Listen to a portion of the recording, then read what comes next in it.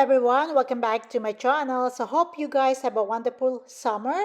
So today we're going to show you how we created the pond on this area where it used to be a fountain. For some reason the fountain didn't survive last winter, so we're going to make a pond. Okay guys? Okay, so let's get started.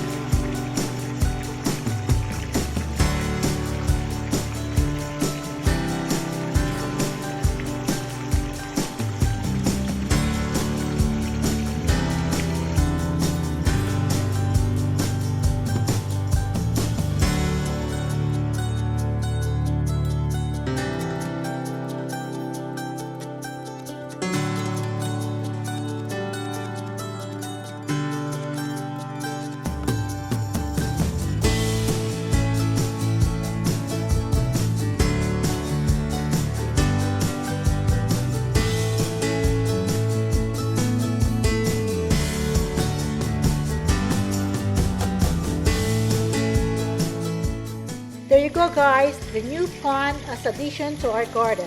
I hope you guys like it. Thank you so much for watching. Please don't forget to like, share, and subscribe. We'll see you around on my next video. Take care everyone. Bye for now.